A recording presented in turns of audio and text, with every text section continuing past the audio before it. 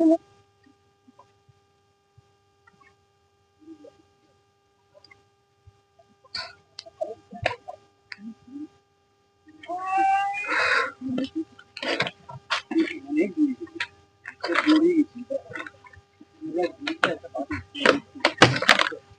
এই মুহূর্তে আছি গেমাডাম মিলনী সংঘ জাগ্রত মনসা মায়ের মন্দিরের সংলগ্ন।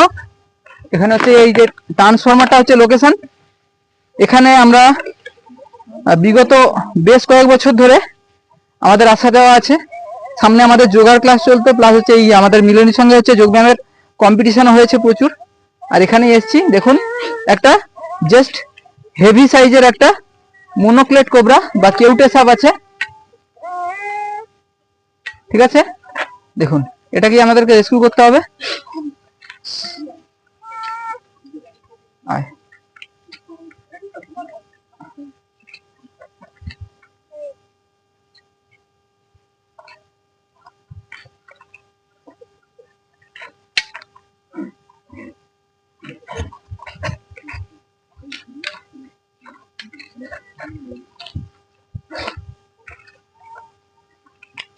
এদিকে আয় না।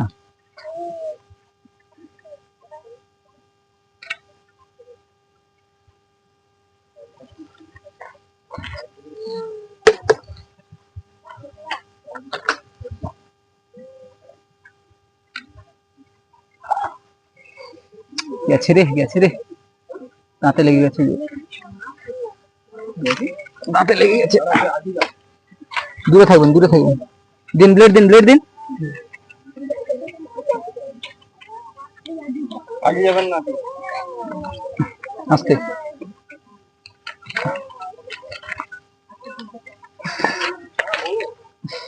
গন্ধ, কাট কাট কাট কাট কট কট কাট। ধ্রুব দিকে চলে যায়, ধ্রুব দিকে যা। চলো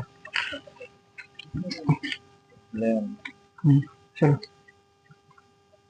আস্তে আস্তে করো। চলো,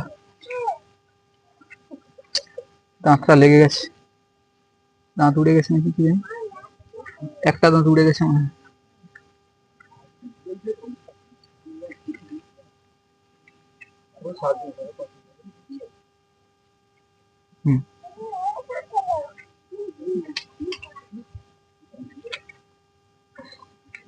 পচা কই মাছের গন্ধ।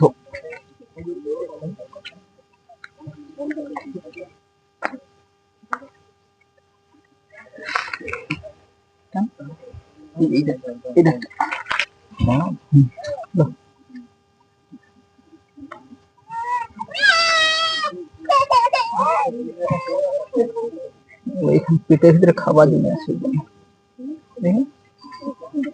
টান দিকটা টান টান। জাল তো কাটবো কিন্তু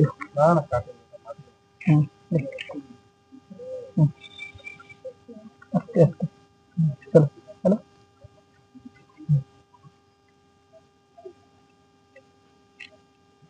টান টান টান, যতটা টান হয়ে দেখ।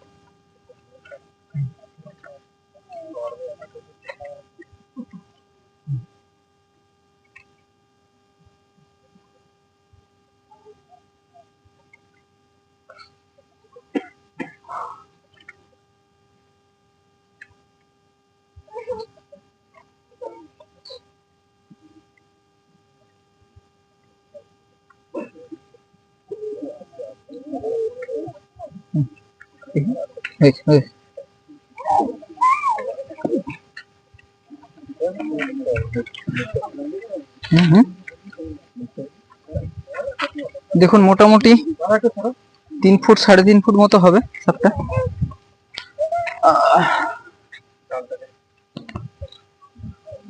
একটু দাঁতে হালকা চোট পেয়েছে, জিভে হালকা চোট পেয়ে গেছে মনে হচ্ছে।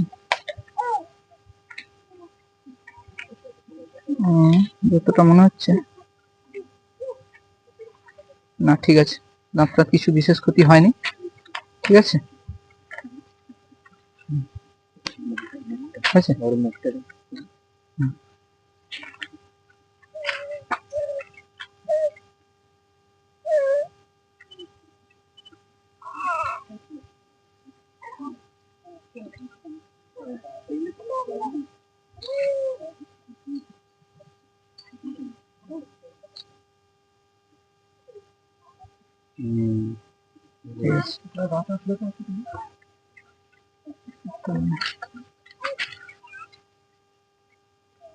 ওই ওই ওই সরুটা টিনের মতোটা দাঁত, ওই যে স্টিকের মধ্যে বিষ ঢেলে দিয়েছে। ঠিক আছে, কোনটা? না না না না, ওটা পায়খানা করেছে। হ্যাঁ হ্যাঁ হ্যাঁ, ঠিক আছে, ছাড়বো। হ্যাঁ, সরে যান সবাই।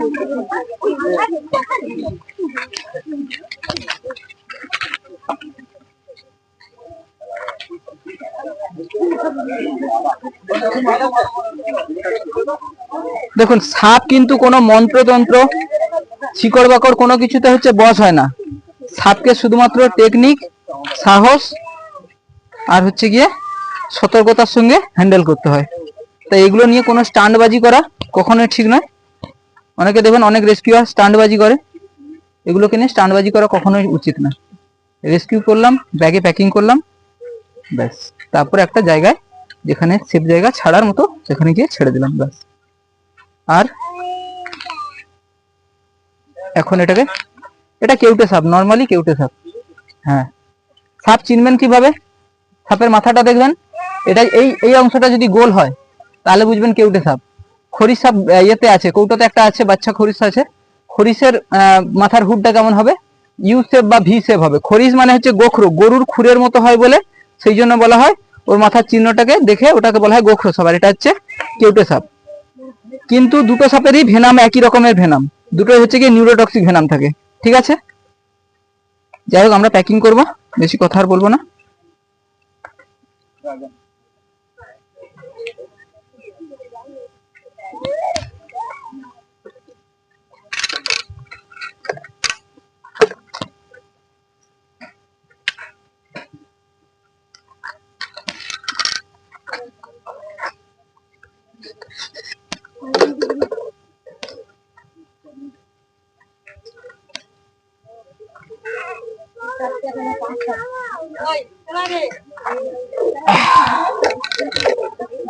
মুগলিটা কাটছিল, একটু আসুন সামনে। মুগলি বলছি, সরি, জালটা কাটছিল। কার জাল ছিল? একটু সামনের দিকে আসুন।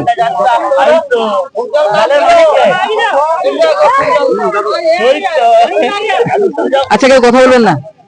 কার জাল ছিল? একটু আসুন সামনে। আপনার? চলো আসুন, এখানে আসুন, আমার কাছে আসুন। কথা বলবেন না? দাদু, আপনার নাম বলুন। রঘুনাথ বেতাল। ওদিকে তাকিয়ে বলুন, আপনার নাম বলুন। রঘুনাথ বেতাল। দাদুর নাম হচ্ছে রঘুনাথ বেতাল। ধরুন, এটা কি সাপ? কেউটে সাপ। যদি কারো সাপের দ্বারা কোনো ইনজুরি হয়, মানে যদি কাউকে সাপ কামড়ায়, কি করবেন? ওই হসপিটালে নিয়ে যাবেন। তার আগে বাড়িতে কিছু করবেন? কোনো ট্রিটমেন্ট করবেন বাড়িতে? ওই বেঁধে না। এইটার জন্যই আমরা সবসময় মানুষকে সামনে আনি, যাতে করে এটা জানানো যায় বা বোঝানো যায় যে সাপ কামড়ালে অ্যাকচুয়ালি কি করতে হয়। সাপ কামড়ালে কখনো বাঁধন দেবেন না। বুঝতে পেরেছি? বমি করেছে মনে হয় ভেতরে। সাপ কামড়ালে কখনোই বাঁধন দেবেন না। সাপ কামড়ালে যেটা করবেন, সোজা পেশেন্টকে, বাইক থাকলে বাইকে করে সোজা হসপিটাল, সরকারি হাসপাতালে গেলেই সাপ কামড়ানোর চিকিৎসা হবে। কোনো প্রাইভেট ডাক্তারের কাছে যাবেন না, গেলে তাতে বরং বেশি বিপদ। বমি করেছে মনে হয়। হ্যাঁ, তোমার কথাটা ডাক্তার ওই কথা বাঁধবে না, কোনো বাঁধন দেবেন না, সোজা হসপিটালে নিয়ে যাবেন। বাঁধন দিলে কি হবে? পেশেন্টের হার্ট অ্যাটাক হওয়ার সম্ভাবনা বেশি থাকে। সেই জন্য কোনো বাঁধন দেবেন না, সোজা পেশেন্টকে গাড়িতে তুলবেন, হসপিটালে নিয়ে যাবেন। ধন্যবাদ সবাইকে, প্রকৃতি বাঁচানোর জন্য আমাদেরকে ডেকেছেন। সেই সঙ্গে গেঁয়াডাববাসীর প্রত্যেকটা মানুষকে সচেতন করব, যাতে যে কোনো সময় এই ধরনের ঘটনা ঘটা মানে আমাদেরকে শুধু একটু কষ্ট করে ফোন করে ডাকবেন। এবার আজকে আমাদের আসতে অনেকটা লেট হয়েছে, জানেন আপনারা যারা আমাকে ব্যক্তিগতভাবে চেনেন যে আমি যোগা শেখাই, সেই কাজটার বাইরে এগুলো করি, তো একটু সময় লেগে যায়, সেই জন্য আসতে। সবাইকে ধন্যবাদ, নমস্কার, জয় হিন্দ।